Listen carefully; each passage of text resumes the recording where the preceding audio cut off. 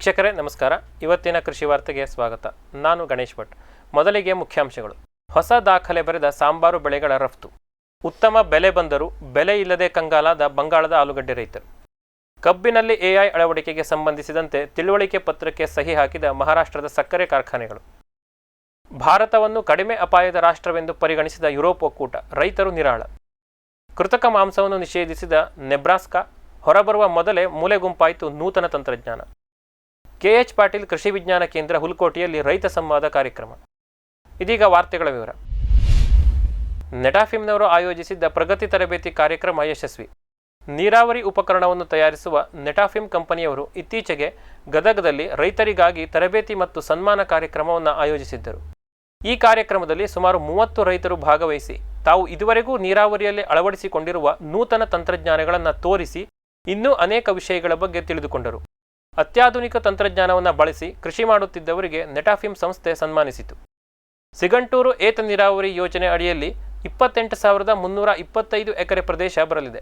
ಈ ಭಾಗದಲ್ಲಿ ಜಮೀನು ಹೊಂದಿರುವ ರೈತರಿಗೆ ಹನಿ ನೀರಾವರಿ, ರಸಾವರಿ ಮುಂತಾದವುಗಳ ಬಗ್ಗೆ ತರಬೇತಿ ನೀಡಲು ಪ್ರಗತಿ ಕಾರ್ಯಕ್ರಮವನ್ನು ಆಯೋಜಿಸಲಾಗಿತ್ತು. ಇಲ್ಲಿ ಕಲಿತುಕೊಂಡ ತಂತ್ರಜ್ಞಾನಗಳನ್ನು ರೈತರು ಶೀಘ್ರವಾಗಿ ತಮ್ಮ ಹೊಲಗಳಲ್ಲಿ ಅಳವಡಿಸಿದ ನಂತರ ಅವರನ್ನು ನೆಟಾಫಿಮ್ನ 2ನೇ ಹಂತದ ತರಬೇತಿ ಕಾರ್ಯಕ್ರಮಕ್ಕೆ ಕಳುಹಿಸಲಾಗುತ್ತದೆ. ಅಲ್ಲಿ ಆಧುನಿಕ ನೀರಾವರಿ ಕ್ರಮಗಳ ಬಗ್ಗೆ ಕಲಿತ ಈ ರೈತರು ಅವರ ಭಾಗಕ್ಕೆ ಮಾದರಿ ರೈತರಾಗುತ್ತಾರೆ. ಮುಂದೆ ಮತ್ತೊಮ್ಮೆ ನೆಟಾಫಿಮ್ ತರಬೇತಿ ಕಾರ್ಯಕ್ರಮ ಇಟ್ಟುಕೊಂಡರೆ ಈ ರೈತರು ಸಂಪನ್ಮೂಲ ವ್ಯಕ್ತಿಗಳಾಗುತ್ತಾರೆ ಎಂದು ನೆಟಾಫಿಮ್ ತಿಳಿಸಿದೆ. ಹೊಸ ದಾಖಲೆ ಬರೆದ ಸಾಂಬಾರು ಬೆಳೆಗಳ ರಫ್ತು. ಅತಿ ಹೆಚ್ಚು ಸಾಂಬಾರು ಪದಾರ್ಥಗಳನ್ನು ಉತ್ಪಾದಿಸುವ, ಸೇವಿಸುವ ಮತ್ತು ರಫ್ತು ಮಾಡುವ ದೇಶ ಭಾರತ. ನಮ್ಮಲ್ಲಿ ಬೆಳೆಯುವ ಸಾಂಬಾರು ಬೆಳೆಗಳಿಗೆ ವಿದೇಶದಲ್ಲಿ ಭಾರೀ ಬೇಡಿಕೆ ಇದೆ. 2024-25ರಲ್ಲಿ ಕೂಡ ಇದು ಪುನರಾವರ್ತನೆಯಾಗಿದೆ. ನಮ್ಮಲ್ಲಿ ಬೆಳೆದಿರುವ ಅರಿಶಿಣ, ಮಸಾಲೆ ಪದಾರ್ಥಗಳ ಎಣ್ಣೆ, ಒಲಿಯೋರೆಸಿನ್ಸ್ ಮತ್ತು ಕಾಳು ಮೆಣಸಿಗೆ ಹಿಂದಿನ ಹಣಕಾಸು ವರ್ಷದಲ್ಲಿ ಉತ್ತಮ ಬೇಡಿಕೆ ಬಂದಿತ್ತು. ಇದೆಲ್ಲದರ ಪರಿಣಾಮವಾಗಿ 2024-25ರಲ್ಲಿ ಭಾರತ ಸುಮಾರು $4.72 ಬಿಲಿಯನ್ ಅಮೆರಿಕನ್ ಡಾಲರ್ನಷ್ಟು ಮೊತ್ತದ ಸಾಂಬಾರು ಬೆಳೆಗಳನ್ನು ರಫ್ತು ಮಾಡಿದೆ. ಇದು ಹಿಂದಿನ ಹಣಕಾಸು ವರ್ಷದಲ್ಲಾಗಿದ್ದ $4.46 ಬಿಲಿಯನ್ ಡಾಲರ್ಗಿಂತ 6% ಹೆಚ್ಚು. ಬೇರೆಲ್ಲ ಸಾಂಬಾರು ಪದಾರ್ಥಗಳ ರಫ್ತಿನ ಮೌಲ್ಯ ಹೆಚ್ಚಾಗಿದೆ, ಆದರೆ ಅತಿ ಹೆಚ್ಚು ವಿದೇಶಕ್ಕೆ ಹೋಗುವ ಒಣಮೆಣಸಿನ ಮೌಲ್ಯ ಕಡಿಮೆಯಾಗಿದೆ. 2023-24ರಲ್ಲಿ ಭಾರತ 6.01 ಲಕ್ಷ ಟನ್ನಷ್ಟು ಕೆಂಪು ಮೆಣಸನ್ನು ರಫ್ತು ಮಾಡಿತ್ತು. 2024-25ರಲ್ಲಿ ರಫ್ತಿನ ಪ್ರಮಾಣ 7.15 ಲಕ್ಷ ಟನ್ಗೆ ಏರಿದೆ. ಆದರೆ ಬೆಲೆ ಕಡಿಮೆ ಆಗಿರುವುದರಿಂದ ಮೌಲ್ಯ 11% ಕಡಿಮೆಯಾಗಿದೆ. ಈ ಬಾರಿ ಮುಂಗಾರಿನ ತನಕ ವಿದೇಶಿ ಮಾರುಕಟ್ಟೆಯ ಜೊತೆಗೆ ದೇಶೀಯ ಮಾರುಕಟ್ಟೆಯಲ್ಲೂ ಒಣಮೆಣಸಿನ ಬೆಲೆ ಕಡಿಮೆಯಾಗಿದೆ. ಬೆಲೆ ಮುಂದಿನ ದಿನಗಳಲ್ಲಿ ಏರಬಹುದು ಎನ್ನುವ ನಿರೀಕ್ಷೆಯಲ್ಲಿ ರೈತರಿದ್ದಾರೆ. ಬೇಡಿಕೆ ಹೆಚ್ಚಿರುವ ಈ ಸಮಯದಲ್ಲಿ ಬೆಲೆ ಕೈಕೊಟ್ಟಿರುವುದು ಹಲವಾರು ರೈತರ ನಿರಾಸೆಗೊಳ್ಳಲು ಕಾರಣವಾಗಿದೆ. ಉತ್ತಮ ಬೆಳೆ ಬಂದರೂ ಬೆಲೆ ಇಲ್ಲದೆ ಕಂಗಾಲಾದ ಬಂಗಾಳದ ಆಲೂಗಡ್ಡೆ ರೈತರು. ಭಾರತದಲ್ಲಿ ಅತಿ ಹೆಚ್ಚು ಆಲೂಗಡ್ಡೆ ಬೆಳೆಯುವ ರಾಜ್ಯ ಉತ್ತರ ಪ್ರದೇಶ. 2023-24ರಲ್ಲಿ ಅಲ್ಲಿ ಸುಮಾರು 115 ಲಕ್ಷ ಟನ್ನಷ್ಟು ಬಟಾಟೆಯನ್ನು ಉತ್ಪಾದಿಸಲಾಗಿತ್ತು. ಇದರ ನಂತರದ ಸ್ಥಾನ ಪಶ್ಚಿಮ ಬಂಗಾಳದ್ದು. ಅಲ್ಲಿ 2023-24ರಲ್ಲಿ ಸುಮಾರು 100 ಲಕ್ಷ ಟನ್ ಉತ್ಪಾದನೆಯಾಗಿತ್ತು. 2024ರಲ್ಲಿ ಮುಂಗಾರು ಮತ್ತು ಹಿಂಗಾರಿನಲ್ಲಿ ಬೆಳೆ ಕ್ಷೇತ್ರ ಹೆಚ್ಚಾಗಿ ಈ ಬಾರಿ ಬಂಗಾಳದ ಪ್ರಾಂತ್ಯದಲ್ಲಿ ಅದ್ಭುತ ಇಳುವರಿಯನ್ನು ರೈತರು ನಿರೀಕ್ಷಿಸಿದ್ದರು. ಅಂದುಕೊಂಡಂತೆಯೇ ಈ ಬಾರಿ ಉತ್ತರ ಪ್ರದೇಶದ ಸಮಾನವಾಗಿ ಆಲೂಗಡ್ಡೆ ಉತ್ಪಾದನೆ ಅಲ್ಲಿ ಆಗಿದೆ. 2024-25ರಲ್ಲಿ ಪಶ್ಚಿಮ ಬಂಗಾಳ 115 ಲಕ್ಷ ಟನ್ ಆಲೂಗಡ್ಡೆಯನ್ನು ಉತ್ಪಾದಿಸಿದೆ. ಇದು 2012 ಮತ್ತು 2013ಕ್ಕೆ ಹೋಲಿಸಿದರೆ ಅತಿ ಹೆಚ್ಚು. ಉತ್ತಮ ಇಳುವರಿ ಪಡೆದಿದ್ದ ರೈತರು ಸಾಮಾನ್ಯವಾಗಿ ಸಂತಸಗೊಂಡಿದ್ದರು. ಆದರೆ ಬೆಲೆ ಕಡಿಮೆಯಾಗಿ ಇದೀಗ ಪಶ್ಚಿಮ ಬಂಗಾಳದ ರೈತರು ಕಂಗಾಲಾಗುವಂತಾಗಿದೆ. ಹಿಂದಿನ ವರ್ಷಕ್ಕೆ ಹೋಲಿಸಿದರೆ ಬೆಲೆ 50% ಕಡಿಮೆಯಾಗಿದೆ. ಮಾರ್ಚ್ವರೆಗೆ ರಾಜ್ಯದಲ್ಲಿ ಅತಿ ಹೆಚ್ಚಾಗಿ ಆಲೂಗಡ್ಡೆ ಮಾರುಕಟ್ಟೆಗೆ ಬರುತ್ತದೆ. ಆ ಸಮಯದಲ್ಲಿ ಹೇರಳವಾಗಿ ಬರುತ್ತಿದ್ದ ಕಾರಣ ಬೆಲೆ ಕಡಿಮೆ ಇದೆ, ಮುಂದೆ ಏರಲಿದೆ ಎಂದು ರೈತರು ನಿರೀಕ್ಷೆ ಇಟ್ಟುಕೊಂಡಿದ್ದರು. ಆದರೆ ಈಗ ಮಾರುಕಟ್ಟೆಗೆ ಆಲೂಗಡ್ಡೆ ಬರುವುದು ವಿರಳವಾಗತೊಡಗಿದರೂ ಬೆಲೆ ಏರುವ ಲಕ್ಷಣ ಕಾಣುತ್ತಿಲ್ಲ. ಇದರಿಂದ ರೈತರು ಕಂಗಾಲಾಗಿದ್ದಾರೆ. ಕಬ್ಬಿನಲ್ಲಿ ಎಐ ಅಳವಡಿಕೆಗೆ ಸಂಬಂಧಿಸಿದಂತೆ ತಿಳುವಳಿಕೆ ಪತ್ರಕ್ಕೆ ಸಹಿ ಹಾಕಿದ ಮಹಾರಾಷ್ಟ್ರದ ಸಕ್ಕರೆ ಕಾರ್ಖಾನೆಗಳು. ಮೈಕ್ರೋಸಾಫ್ಟ್ ಅವರ ಜೊತೆಗೂಡಿ ಮಹಾರಾಷ್ಟ್ರದ ಅಗ್ರಿಕಲ್ಚರ್ ಡೆವಲಪ್ಮೆಂಟ್ ಟ್ರಸ್ಟ್ನವರು 2024ರಲ್ಲಿ ಕಬ್ಬಿನಲ್ಲಿ ಕೃತಕ ಬುದ್ಧಿಮತ್ತೆಯನ್ನು ಅಳವಡಿಸಲು ಆರಂಭಿಸಿದ್ದರು. ಮೊದಲ ಪ್ರಯತ್ನವಾಗಿ ಕೆಲ ರೈತರ ಕಬ್ಬಿನ ಹೊಲಗಳಲ್ಲಿ ಈ ತಂತ್ರಜ್ಞಾನವನ್ನು ಬಳಕೆಗೆ ತರಲಾಗಿತ್ತು. ರೈತರು ಎಐ ಬಳಸಿ ನಿಖರ ಕೃಷಿ ಮಾಡಿ ಕಡಿಮೆ ಶ್ರಮ ಮತ್ತು ಖರ್ಚು ಮಾಡಿ ಹೆಚ್ಚಿನ ಇಳುವರಿ ಪಡೆದಿದ್ದರು. ಪ್ರಾಯೋಗಿಕ ಪರೀಕ್ಷೆ ಯಶಸ್ವಿಯಾದ ನಂತರ ಅಗ್ರಿಕಲ್ಚರ್ ಡೆವಲಪ್ಮೆಂಟ್ ಟ್ರಸ್ಟ್ ಮುಂಬರಲಿರುವ ಹಂಗಾಮಿನಲ್ಲಿ ಕೃತಕ ಬುದ್ಧಿಮತ್ತೆಯನ್ನು ಇನ್ನಷ್ಟು ಕಬ್ಬು ಬೆಳೆಗಾರರಿಗೆ ಪರಿಚಯಿಸ ಹೊರಟಿದೆ. ಅದಕ್ಕಾಗಿ ವಸಂತ್ ದಾದಾ ಶುಗರ್ ಇನ್ಸ್ಟಿಟ್ಯೂಟ್ನವರ ಜೊತೆಗೆ ತಿಳುವಳಿಕೆ ಪತ್ರಕ್ಕೆ ಸಹಿ ಹಾಕಿದೆ. ವಿಎಸ್ಐನವರು ಮಹಾರಾಷ್ಟ್ರದಾದ್ಯಂತ ಕಬ್ಬಿನ ಬಗ್ಗೆ ಅಧ್ಯಯನ ನಡೆಸುತ್ತಿದ್ದಾರೆ. ಅದು ಪ್ರಗತಿಪರ ರೈತರನ್ನು ಎಡಿಟಿ ಅವರಿಗೆ ಪರಿಚಯ ಮಾಡಿಕೊಡಲಿದೆ. ಈ ಎರಡು ಸಂಸ್ಥೆಗಳು ಸೇರಿ ರೈತರು ಯಶಸ್ವಿಯಾಗಿ ಕೃತಕ ಬುದ್ಧಿಮತ್ತೆಯನ್ನು ಅಳವಡಿಸಿಕೊಂಡು ಕಬ್ಬನ್ನು ಬೆಳೆಯುವಂತೆ ನೋಡಿಕೊಳ್ಳಲಿವೆ. MOUಗೆ ಸಹಿ ಹಾಕುವ ಸಮಯದಲ್ಲಿ Maharashtra state cooperative sugar factory federation ಮತ್ತು west India sugar mills association ಅವರು ಕೂಡ ಹಾಜರಿದ್ದರು. ಆ ಸಂಸ್ಥೆಗಳು ಕೂಡ ಬಾರಾಮತಿ ಅಗ್ರಿಕಲ್ಚರ್ ಡೆವಲಪ್ಮೆಂಟ್ ಟ್ರಸ್ಟ್ಗೆ ತಮ್ಮ ಸಂಪೂರ್ಣ ಸಹಕಾರವನ್ನು ನೀಡುವುದಾಗಿ ತಿಳಿಸಿವೆ. ಇದೀಗ ಒಂದು ವಾಣಿಜ್ಯ ವಿರಾಮ. ಸಮೃದ್ಧ ಸಾವಯವ ಗೊಬ್ಬರ, MSGP ಮತ್ತು KCDC ಉತ್ಪಾದನೆ, ಫಾರ್ಮ್ ಟಿವಿಯಿಂದ ಸರಬರಾಜು, ಅತಿ ಕಡಿಮೆ ಬೆಲೆಗೆ ಅತ್ಯುತ್ತಮ ಗೊಬ್ಬರ, ಇಲ್ಲ ಭಾರಲೋಹ, ಕೃಷಿ ವಿಶ್ವವಿದ್ಯಾಲಯದಿಂದ ಪರೀಕ್ಷಿತ ಸಾವಯವ ಇಂಗಾಲ, NPK, PH, EC ಎಲ್ಲ ನಿಗದಿತ ಮಿತಿಯಲ್ಲಿ.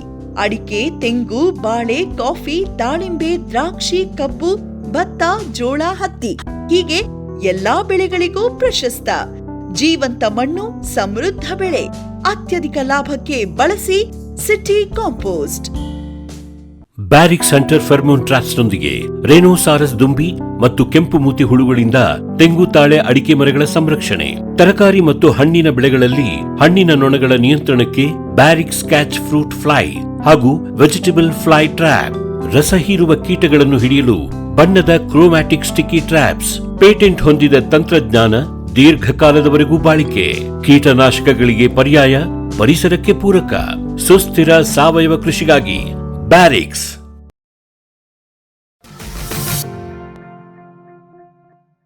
ವಿರಾಮದ ನಂತರ ಕೃಷಿ ವಾರ್ತೆಗೆ ಮತ್ತೊಮ್ಮೆ ಸ್ವಾಗತ. ಭಾರತವನ್ನು ಕಡಿಮೆ ಅಪಾಯದ ರಾಷ್ಟ್ರವೆಂದು ಪರಿಗಣಿಸಿದ ಯುರೋಪ್ ಒಕ್ಕೂಟ, ರೈತರು ನಿರಾಳ.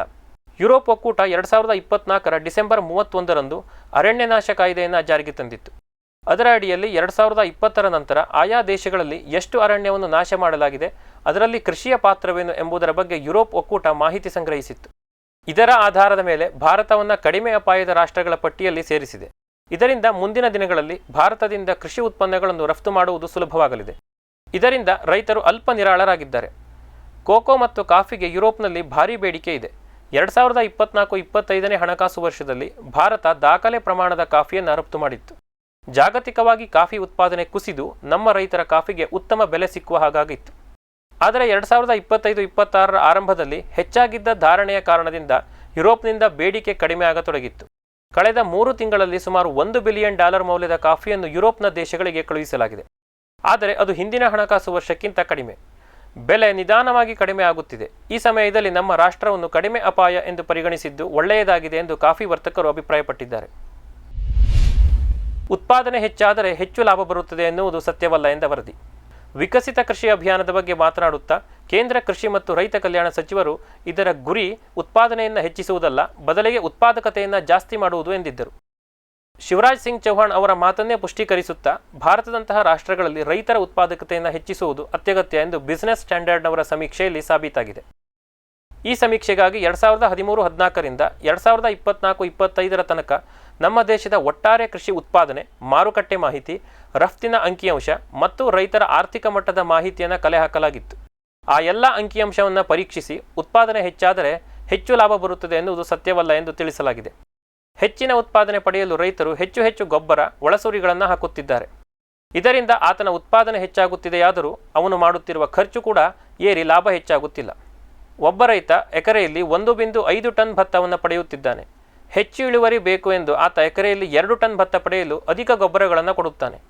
ಉತ್ಪಾದನೆ ಹೆಚ್ಚಿದ್ದರೂ ಹಂಗಾಮಿನ ಕೊನೆಯಲ್ಲಿ ಈತನ ಖರ್ಚು ಆದಾಯದ ಲೆಕ್ಕ ತೆಗೆದಾಗ ಮೊದಲಿದ್ದಷ್ಟೇ ಲಾಭ ಬಂದಿರುತ್ತದೆ. ಅದಕ್ಕಾಗಿಯೇ ಭಾರತ ದವಸ ಧಾನ್ಯಗಳ ಉತ್ಪಾದನೆಯಲ್ಲಿ ಹೊಸ ದಾಖಲೆ ಬರೆದಿದ್ದರೂ ರೈತರಿಗೆ ಹೆಚ್ಚಿನ ಲಾಭವಾಗುತ್ತಿಲ್ಲ. ಎಕರೆವಾರು ಬೆಳೆ ಕ್ಷೇತ್ರ ಹೆಚ್ಚಾದರೆ ಒಟ್ಟಾರೆ ಉತ್ಪಾದನೆ ಏರುತ್ತದೆಯೇ ಹೊರತು ಪ್ರತಿ ಎಕರೆಯಲ್ಲಿ ನಾವು ಉತ್ಪಾದಿಸುತ್ತಿರುವ ಉತ್ಪನ್ನ ಅಷ್ಟೇ ಇದೆ. ರೈತರ ಏಳಿಗೆಗೆ ಭಾರತದಲ್ಲಿ ಉತ್ಪಾದನೆಯಲ್ಲ, ಬದಲಿಗೆ ಉತ್ಪಾದಕತೆಯನ್ನು ಹೆಚ್ಚಿಸಬೇಕು ಎಂದು ವರದಿ ತಿಳಿಸಿದೆ. ಕೃತಕ ಮಾಂಸವನ್ನು ನಿಷೇಧಿಸಿದ ನೆಬ್ರಾಸ್ಕಾ, ಹೊರಬರುವ ಮೊದಲೇ ಮೂಲೆ ಗುಂಪಾಯಿತು ನೂತನ ತಂತ್ರಜ್ಞಾನ. ಮನುಷ್ಯ ಪ್ರಾಣಿಗಳನ್ನು ಅತಿಯಾಗಿ ಹಿಂಸಿಸುತ್ತಿದ್ದಾನೆ, ಅವುಗಳಿಗೂ ಬದುಕುವ ಹಕ್ಕಿದೆ. ಮಾಂಸಕ್ಕಾಗಿ ಅವನ್ನು ಸಾಕುವುದು ಬೇಡ ಎಂದು ಕೃತಕ ಮಾಂಸವನ್ನು ತಯಾರಿಸುವ ತಂತ್ರಜ್ಞಾನ ಆರಂಭವಾಯಿತು. ಪೇಟಾದಂತಹ ಪ್ರಾಣಿ ಸಂರಕ್ಷಕ ಗುಂಪುಗಳಿಂದ ಇದಕ್ಕೆ ಅಭೂತಪೂರ್ವ ಸಹಾಯ ಮತ್ತು ಬೆಂಬಲ ದೊರೆತಿತ್ತು. ಪ್ರಾಣಿಗಳ ಜೀವಕೋಶ ಬಳಸಿ ಅಂಗಾಂಶ ಕೃಷಿಯಲ್ಲಿ ಮಾಡಿದ ಹಾಗೆ ಪ್ರಯೋಗಶಾಲೆಯಲ್ಲಿ ಮಾಂಸವನ್ನು ಬೆಳೆಸಿ ಮಾರುವುದು ಕೃತಕ ಮಾಂಸದ ತಂತ್ರಜ್ಞಾನ. ಅಮೆರಿಕಾದಲ್ಲಿ ಮಾಂಸದ ಮಾರಾಟದಲ್ಲಿ ಮುಂಚೂಣಿಯಲ್ಲಿರುವ JBS ಫುಡ್ಸ್, ಅಪ್ಸೈಡ್ ಫುಡ್ಸ್ ಮುಂತಾದ ಕಂಪನಿಗಳು ಈ ತಂತ್ರಜ್ಞಾನವನ್ನು ಅಳವಡಿಸಿಕೊಳ್ಳಲು ತುದಿಗಾಲದಲ್ಲಿ ನಿಂತಿವೆ. ಆದರೆ ಈ ತಂತ್ರಜ್ಞಾನ ರೈತರು ಮತ್ತು ಹೈನುಗಾರರಿಂದ ಭಾರೀ ವಿರೋಧವನ್ನು ಎದುರಿಸುತ್ತಿತ್ತು. ಈ ತಂತ್ರಜ್ಞಾನ ನಮ್ಮ ಜೀವನಾದಾಯವನ್ನು ಹಾಳು ಮಾಡುತ್ತದೆ ಎಂದು ಅಮೆರಿಕದ ಅನೇಕ ರಾಜ್ಯಗಳಲ್ಲಿ ಇದರ ಮೇಲೆ ಪ್ರಕರಣವನ್ನು ದಾಖಲಿಸಲಾಯಿತು. ಇದೀಗ ನೆಬ್ರಾಸ್ಕಾ ರಾಜ್ಯದ ಗವರ್ನರ್ ಜಿಮ್ ಫಿಲ್ಲನ್ ಈ ತಂತ್ರಜ್ಞಾನವನ್ನು ಮತ್ತು ಕೃತಕ ಮಾಂಸವನ್ನು ಸಂಪೂರ್ಣವಾಗಿ ನಿಷೇಧಿಸಿ ಆದೇಶ ಹೊರಡಿಸಿದ್ದಾರೆ. ಈ ರೀತಿ ಮಾಡಿದ ಮೊಂಟಾನಾ, ಇಂಡಿಯಾನಾ, ಫ್ಲೋರಿಡಾ, ಅಲ್ಬಾಮಾ, ಮಿಸಿಸಿಪ್ಪಿ ರಾಜ್ಯಗಳ ಪಟ್ಟಿಯಲ್ಲಿ ಇದೀಗ ನೆಬ್ರಾಸ್ಕಾ ಕೂಡ ಸೇರಿಕೊಂಡಿದೆ. ವ್ಯೋಮಿಂಗ್ ಮತ್ತು ಟೆಕ್ಸಾಸ್ ರಾಜ್ಯದಲ್ಲಿ ಇದರ ಕುರಿತು ತೀರ್ಪು ಇನ್ನೇನು ಹೊರಬೀಳಲಿದೆ. ಅಲ್ಲಿಯೂ ಕೂಡ ಈ ತಂತ್ರಜ್ಞಾನದ ವಿರುದ್ಧವಾಗಿಯೇ ತೀರ್ಪು ಬರಲಿದೆ ಎನ್ನಲಾಗಿದೆ. ಹೀಗಾದರೆ ಈ ತಂತ್ರಜ್ಞಾನ ಹೊರಬರುವ ಮೊದಲೇ ಮೂಲೆ ಗುಂಪಾಗುವ ಸಾಧ್ಯತೆ ಇದೆ ಎಂದು ತಜ್ಞರು ಆತಂಕ ವ್ಯಕ್ತಪಡಿಸಿದ್ದಾರೆ. ಕೆಎಚ್ ಪಾಟೀಲ್ ಕೃಷಿ ವಿಜ್ಞಾನ ಕೇಂದ್ರ ಹುಲ್ಕೋಟೆಯಲ್ಲಿ ರೈತ ಸಂವಾದ ಕಾರ್ಯಕ್ರಮ. ಬಯಲು ಸೀಮೆಯ ಗದಗ ಜಿಲ್ಲೆಯಲ್ಲಿ ಕೋಕೋ, ಕಾಳುಮೆಣಸು, ಕಾಫಿ ಬೆಳೆಗಳನ್ನು ಬೆಳೆಯಲು ಸಾಧ್ಯಾಸಾಧ್ಯತೆಗಳ ಬಗ್ಗೆ ಚರ್ಚಿಸಲು, ಬೆಳೆ ಬೆಳೆಯುವ ಬಗ್ಗೆ ಮಾಹಿತಿ ನೀಡಲು, ಹೊಸ ಬೆಳೆಗಳ ಬಗ್ಗೆ ರೈತರಿಗೆ ತಿಳಿಸಲು ಐಸಿಆರ್ ಕೆಎಚ್ ಪಾಟೀಲ್ ಕೃಷಿ ವಿಜ್ಞಾನ ಕೇಂದ್ರ ಹುಲ್ಕೋಟೆ ಗದಗದಲ್ಲಿ ರೈತ ಸಂವಾದ ಕಾರ್ಯಕ್ರಮವನ್ನು ಆಯೋಜಿಸಲಾಗಿದೆ. ದಿನಾಂಕ 15/6/2025 ರವಿವಾರ. ಸಮಯ ಬೆಳಿಗ್ಗೆ 10:30ರಿಂದ ಸಾಯಂಕಾಲ 4 ಗಂಟೆಯವರೆಗೆ. ಸ್ಥಳ ಕೆಎಚ್ ಪಾಟೀಲ್ ಕೃಷಿ ವಿಜ್ಞಾನ ಕೇಂದ್ರ ಹುಲ್ಕೋಟೆ. ಫಾರ್ಮ್ ಟಿವಿಯ ಪ್ರಧಾನ ಸಂಪಾದಕರು ಮತ್ತು ಕೃಷಿ ತಜ್ಞರಾಗಿರುವ ಡಾಕ್ಟರ್ ವೆಂಕಟರಮಣ ಹೆಗಡೆಯವರು ವಿಷಯ ತಜ್ಞರಾಗಿ ಕೋಕೋ, ಕಾಫಿ, ಕಾಳುಮೆಣಸಿನ ಬೇಸಾಯದ ಬಗ್ಗೆ ಮಾಹಿತಿ ನೀಡಲಿದ್ದಾರೆ. ಕೆಎಚ್ ಪಾಟೀಲ್ ಕೃಷಿ ವಿಜ್ಞಾನ ಕೇಂದ್ರದ ವಿಜ್ಞಾನಿಗಳು ಕೂಡ ಸಂವಾದ ಕಾರ್ಯಕ್ರಮದಲ್ಲಿ ಭಾಗಿಯಾಗುತ್ತಾರೆ. ಗದಗ ಜಿಲ್ಲೆಯ ರೈತರಿಗೆ ಯಾವುದೇ ನೋಂದಣಿ ಶುಲ್ಕ ಇರುವುದಿಲ್ಲ.